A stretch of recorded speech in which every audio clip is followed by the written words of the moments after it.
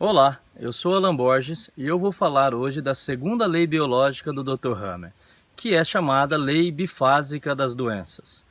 Nessa lei, nós vamos compreender as duas fases de todo o programa especial biológico. A fase ativa, que é quando nós vamos ter a manifestação biológica no nível psíquico, cerebral e orgânico, e nessa fase nós teremos a predominância da atividade do sistema nervoso autônomo simpático. Observaremos todas as manifestações teciduais e sintomáticas deste momento, e sempre que um programa biológico entra em solução, nós vamos ter a fase de cura ou reparação, que será comandada predominantemente por uma atividade do sistema nervoso autônomo parasimpático.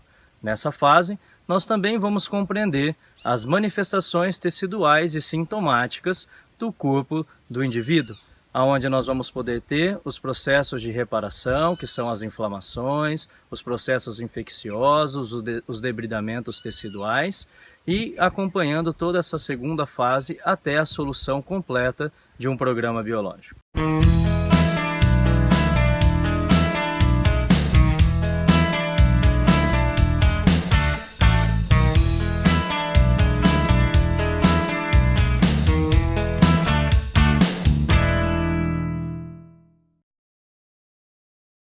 Olá, seja muito bem-vindo ao programa Vida e Saúde. Sempre agradecendo a você, sua presença, sua participação. Lembrando do nosso e-mail, doutor@biometricosaude.com.br. Hoje falando sobre a fisioterapia na saúde e também da fisioterapia respiratória. Hoje estamos aqui com o meu amigo Dr. Thiago Alvim, que é fisioterapeuta, empresário, especialista em osteopatia. Dr. Thiago, muito obrigado pela presença e pela participação. Eu que agradeço mais uma vez a oportunidade, Luiz, de estar falando uma coisa muito importante aqui, que é sobre a fisioterapia respiratória. Exatamente. Tiago, a gente observa bastante que, principalmente nessa época do frio, chegando o inverno, as pessoas, eu não sei se elas somatizam, você também vai poder me falar isso muito melhor, se elas somatizam ou o aumento das doenças respiratórias, bronquites, rinites, elas aumentam muito. Com isso, a busca por essa melhora na qualidade de vida, né, dentro da respiração aumenta muito. E é claro que a fisioterapia respiratória ela vem de encontro ao auxílio, ao apoio, para que todas essas pessoas possam buscar essa qualidade de vida. Doutor Thiago, o que é a fisioterapia respiratória? Luiz, a fisioterapia respiratória ela consiste na melhora, né, do quadro respiratório do paciente. Certo. Seja ele um DPOC, né, seja ele com uma doença, uma patologia, né, uma inflamação dessas vias aéreas, no caso a rinite, a sinusite, né, a inflamação dos seios, né, a bronquite, que é a inflamação dos brônquios. Né? Então, assim, ele veio para auxiliar esse paciente com essas patologias. Quais são as técnicas utilizadas na fisioterapia respiratória? Olha, Luiz, na fisioterapia respiratória a gente tem muito a ativação dos brônquicos, né? E como é que é feito isso? Através de alguns exercícios. Bacana. Né? A gente tem a liberação de secreções, né? Exercícios para que o paciente faça essa liberação, né? Lógico, o paciente tem que estar medicamentado, né? Fazendo um auxílio, né? Com medicamentos para a liberação dessas secreções, liberando essas vias aéreas. Né? No caso de uma bronquite, um fármaco que você possa estar diminuindo essa inflamação, né? No caso de uma asma, onde você possa aumentar essa ativação dos brônquios, né? Da melhora dessa respiração do paciente. E a fisioterapia respiratória vem com uma ativação, né? Uma forma de trabalhar mais esse pulmão. Bacana. O que você citou, tu já ressaltando aqui, a gente aqui tem vários parceiros, biomédicos, acupunturistas, fisioterapeutas, enfim. Mas é sempre muito importante citar que a medicina hoje ela é multidisciplinar. Então a gente sempre trabalha com o apoio, claro, da classe médica, dos médicos. Então é sempre muito importante que eles busquem os profissionais adequados, mas que também tenham as orientações médicas, as medicações corretas, né, doutor? Eu falo que é um acúmulo de várias técnicas, né? A melhora do paciente não vem com uma técnica única, né? Um paciente que faz uma cirurgia, por exemplo, ele precisa de uma reabilitação, ele precisa de uma volta, né, para suas atividades diárias. Então, o médico ele faz o processo, o primeiro processo, às vezes, né, no primeiro processo, e aí a gente dá continuidade, né? Tem o farmacêutico, tem o fisioterapeuta, tem o educador físico, tem N, né, profissionais aí que podem estar auxiliando, né, esse paciente. Maravilha. Doutor, você falou da questão das secreções, né? A gente sabe que esse processo inflamatório, fisiologicamente falando, ele vai tendo um acúmulo e uma dificuldade cada vez maior na respiração. Isso é o que a gente vê na fisiologia. Inclusive você vê pacientes desesperados, porque eles puxam o ar, vamos dizer assim, né? Então ele tem esse acúmulo de secreções. Os principais pacientes são esses? Então, além desses pacientes, né, que são extremamente, precisam bastante desse tratamento, né, dentro da fisioterapia, a gente tem a questão de saber o porquê isso acontece. Então quem tem muita secreção, ele vai ajudar, mas é importante saber o que vem antes de tudo isso. Porque se você vai tratar alguma coisa, você ficar só em cima dos sintomas, vai ser uma recidiva de casos, né? Certo. Então o que a gente tem que fazer? A gente tem que saber o porquê desse aumento dessa secreção, se esse paciente, quando criança, por exemplo, ele teve uma aspiração de um leite materno, né, um refluxo, que foi parar esse líquido aí no pulmão. O pulmão é um órgão vital, né? Então ele entende o seguinte, ele fala o seguinte, pensa, né? Vamos imaginar assim que o pulmão pensa alguma coisa. Mas o pulmão, ele ativa mecanismos para que isso não aconteça novamente. Né? Esse líquido não vai parar lá dentro dele novamente. E como que a fisioterapia auxilia, como você já citou? É nos exercícios especificamente? Tem os exercícios. No modo de respirar, eu queria que você explicasse. Sim. É na maneira de como ela respira, na concentração, como que funciona? Tem um fortalecimento da musculatura acessória, né, respiratória, tem aumento da complacência do pulmão, né, porque ele pode estar com esse volume diminuído. Né? Então, a gente faz o tratamento mediante isso, o fortalecimento, o retreinamento dessa estrutura. Né? Seja com manobras manuais, seja com aparelhos, né? A gente tem o CPAP aí, que vem com o paciente para não ter a apneia do sono, né, que também é importante. Isso. Tem a questão do respiron, né? Tem gente que brinca que é só soprar e as bolinhas vão subindo. Já viu aquele aparelho? Que as bolinhas vão subindo? É o contrário, é você puxar o ar. E aí ela sobe, e aí você vai aumentando a intensidade naquele aparelho. É extremamente utilizado pelo fisioterapeuta. Doutor Thiago, pacientes que têm então esse déficit pulmonar podem realizar, por exemplo, quem tem as broncopulmonares, as patologias broncopulmonares, as rinites, bronquites, eles podem realizar essa fisioterapia respiratória? Eles devem realizar, porque aí quando eles estiverem em crise, eles saem mais rápido dessa crise. Certo. Porque eles vão estar com a musculatura mais fortalecida, né? Vão estar com um aumento dessa complacência do pulmão, né, maior, né, dessa ativação do pulmão maior, né? E isso gera uma questão física, né? Uma questão muscular. Então, se você tem um diafragma que trabalha corretamente, você tem a musculatura externo-cleidomastoide também ativando, né, aumentando a mobilidade dessas costelas, que a gente fala que as costelas eles fazem movimento de alça de balde. E o externo, que é esse osso aqui na frente, faz o braço de bomba. Então, quando você inspira, você aumenta a caixa torácica, e quando você expira, faz todo esse movimento, né? Então você tem que estar com esse movimento melhor para que você evite uma... E essa orientação é sempre presencial ali junto, e depois ele consegue fazer isso em casa? Consegue fazer em casa, o fisioterapeuta passa os exercícios. Continuidade, sim, né? Sim, porque assim, não é uma hora do dia que você faz que vai dar o benefício. Você pode fazer mais horas para você estar melhor preparado. Então a gente vê muito as crianças sofrendo nessa época do ano, né? Desde o começo do outono até quase o final do inverno, né? Quer queira, quer não, a diminuição da temperatura ela vai vasoconstringir, né? E no calor vasodilatar, mas enfim, elas são as mais atendidas, as crianças? No caso das crianças, elas são mais encaminhadas para o clínico, né? Para um pneumologista, né? A primeira coisa que a mãe leva no fisioterapeuta. Assim, deveria ser mais procurada essa questão, mas não é tanto porque o médico ele acredita que só o fármaco vai resolver. Mas elas podem fazer. Elas devem fazer também um trabalho, né? E como eu falei, no caso de um lactante, por exemplo, um bebê, né, que faz uma aspiração de um leite e o refluxo, estava até conversando com um profissional, uma pediatra, onde ela fala, mas o refluxo, esse queijinho às vezes é normal, e não é. E eu estava explicando para ela, né, que dentro da osteopatia pediátrica, a gente tenta evitar esse quadro. Né? Porque se for parar qualquer coisa, a gente não tem a criança falando, olha mãe, desceu alguma coisa aqui no lugar errado. Não tem isso. Isso não existe. Isso não existe, né? A criança não demonstra isso, às vezes, né? Pode ser pouquinho, pode ser, né, muito, muito suave, mas isso vai parar no pulmão. E o pulmão, ele cria mecanismos para que isso não aconteça. Por exemplo, está começando a esfriar.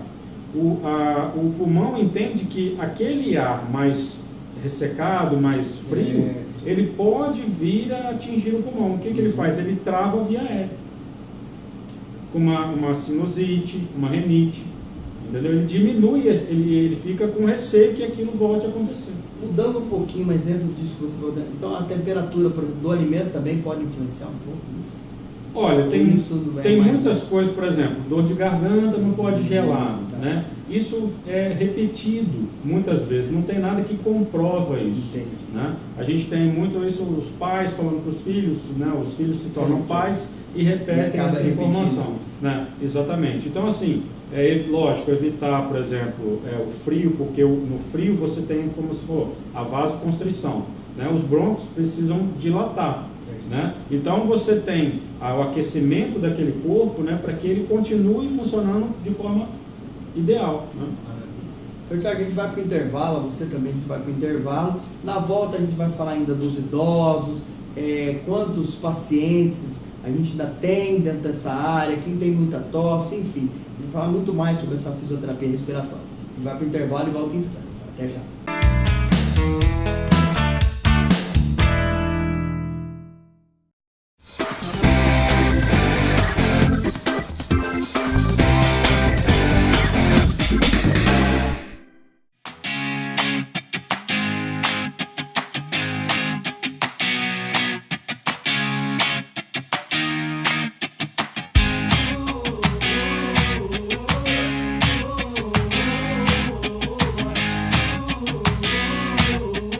Meu nome é Janete Pugliese, o curso que eu faço aqui na FIB é o de Biomedicina.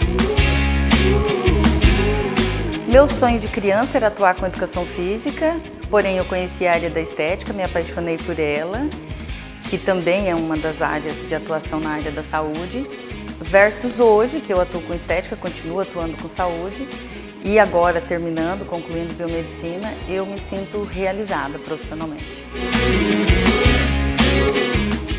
Porque ela é uma faculdade muito séria, ela é uma instituição extremamente comprometida com o conteúdo que é entregue. Então, quando eu decidi fazer a graduação de biomedicina, eu não pensei em outro curso, somente na FIB. Tudo hoje, dentro da atuação que nós saímos, que é a área de análises clínicas, não existe nada dentro da FIB do que é básico dentro de um laboratório que nós não tenhamos visto.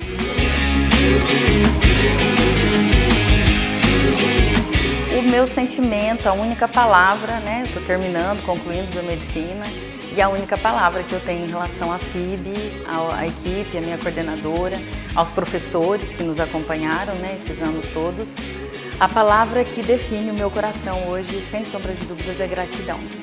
Eu sou FIB até o fim.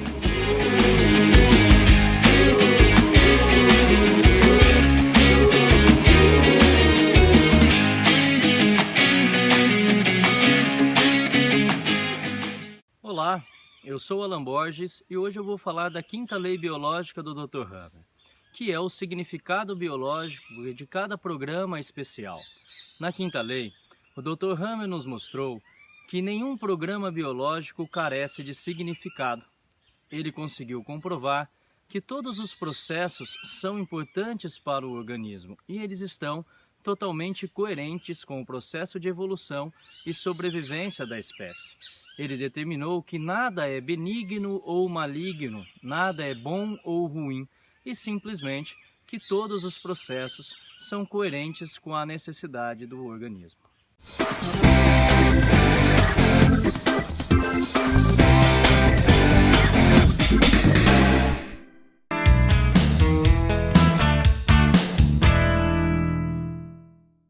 Olá, estamos de volta ao programa Vida e Saúde, hoje falando da fisioterapia na saúde, mais especificamente na fisioterapia respiratória.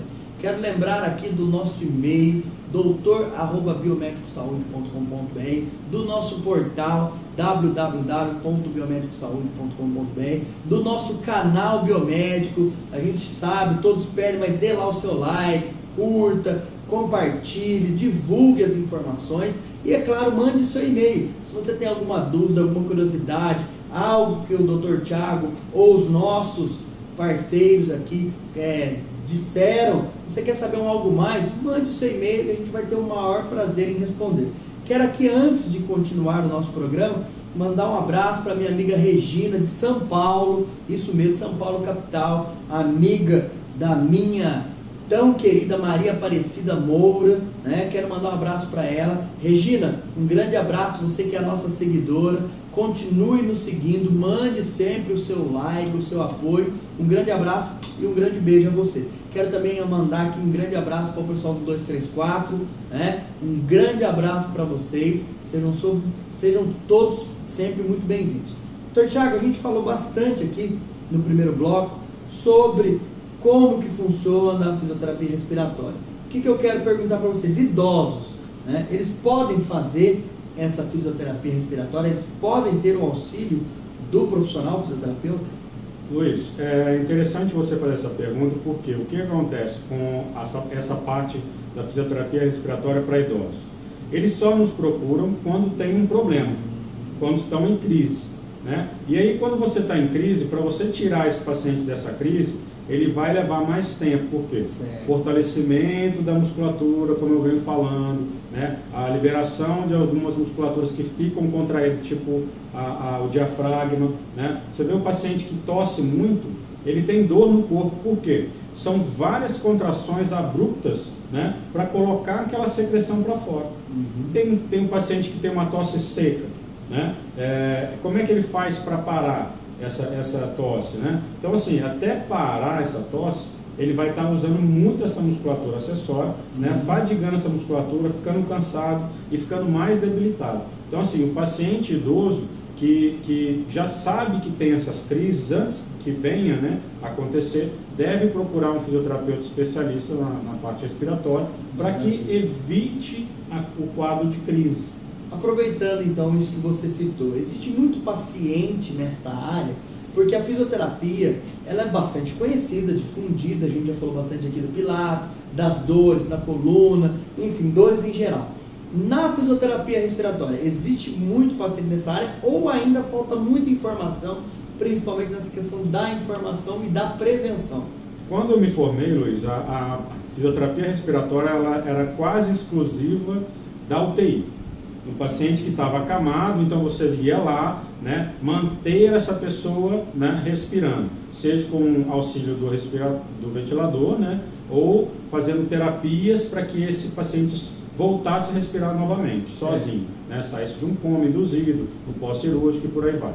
Hoje tem muitos colegas fazendo home care, porque às vezes esse paciente não tem condição de fazer um deslocamento. Nem de sair de casa. Exatamente, é um paciente oxigênio dependente, né? Ele tem que ficar ligado ao oxigênio. Então, o fisioterapeuta, né, especialista em respiratória, ele vai até esse paciente, ele atende no seu domicílio, né, no domicílio do paciente. E hoje, cada vez mais, você vê fisioterapeutas nessa área, né? Inclusive, quero mandar um abraço para o meu professor na época do pneu, o Dr. César, né? Que me ensinou bastante essa área aí, graças a Deus, né?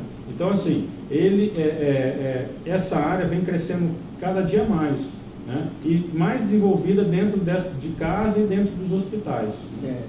Quem tem muita tosse, doutor, ele está às vezes produzindo muita secreção, a gente falou disso no primeiro bloco, ele pode fazer a fisioterapia respiratória? Ele deve, inclusive o fisioterapeuta ele vai buscar a causa dessa tosse. Por exemplo, essa tosse... É importante a causa. Exatamente. Essa tosse é alérgica. No ambiente onde esse paciente fica, tem algum animal que pode estar causando essa alergia no paciente? Certo. Pode causar, porque assim, o que é alergia? É alguma coisa que está influenciando o paciente de forma ruim, né? Um agente, né, alérgico pode ser poeira, pode ser um pelo de um animal, pode ser um fungo, pode ser um mofo, né? Tudo isso tem que ser orientado ao paciente a descobrir. Se essa tosse é alérgica, se essa tosse ela vem de um processo inflamatório, né? Então, assim, destas formas, você tem como tratar com mais eficácia esse paciente, entendeu? Doutor Thiago, o profissional mais indicado, né? A gente acabou de falar aqui que ainda falta muita informação. Quem que é o profissional mais indicado para esse acompanhamento e orientação? É um conjunto? O fisioterapeuta está junto com isso para essa indicação desse tratamento? Luiz, é sempre bom um trabalho multidisciplinar, tá? Porque, como eu falei para você, o médico faz a parte clínica, o fisioterapeuta a parte da reabilitação, né? Até o educador físico ele faz uma melhora desse condicionamento físico. Esse paciente mais forte, ele fica menos propício a esse tipo de lesão, esse tipo de sintomas, né? Então, o trabalho feito multidisciplinar, ele é extremamente importante porque você vai atacar aquelas condições de todos os lados, certo, né? E a melhora do paciente vai ser mais efetiva, né? Doutor Thiago, a gente está quase chegando ao final do nosso programa, mas antes eu quero fazer mais uma pergunta relacionada a toda a fisioterapia. Você que está aí já militando há vários e vários anos dentro da fisioterapia, quero que você relate pelo menos um caso, claro, sem citar nome, de uma melhora, seja no Pilates, seja na fisioterapia respiratória, na dor, de um paciente que estava lá com você, que chegou com uma patologia e que hoje a diferença dele, por ser totalmente um atendimento profissional, sério e ético, qual a mudança principal que te brilha os olhos quando você vê esse paciente, por favor? Olha, Luiz, o que me deixa muito motivado, né, a continuar o meu trabalho são os vários relatos, não são um só. Diários. São diários. Por quê? A gente está diretamente com o paciente, a gente passa algumas horas com esse paciente. Então a gente acaba entrando na vida dessas pessoas, entrando na casa dessas pessoas. Lógico, a gente não vai estar fazendo ali nada fora da nossa área, né, dando conselho, nada disso, não estou ali para isso. Mas a gente tem um ouvido, né? Então, assim, quando o paciente fala dessas melhoras, a gente tem um ânimo, né, para continuar fazendo o que a gente faz. Então, assim, vários casos, eu posso citar um de um paciente que ele tinha hérnia lombar, né, em L5, S1 e L3, L2, por aí. Certo. Ele tinha duas hérnias. E aí, o que ele não podia fazer? Ele não podia brincar com o seu neto.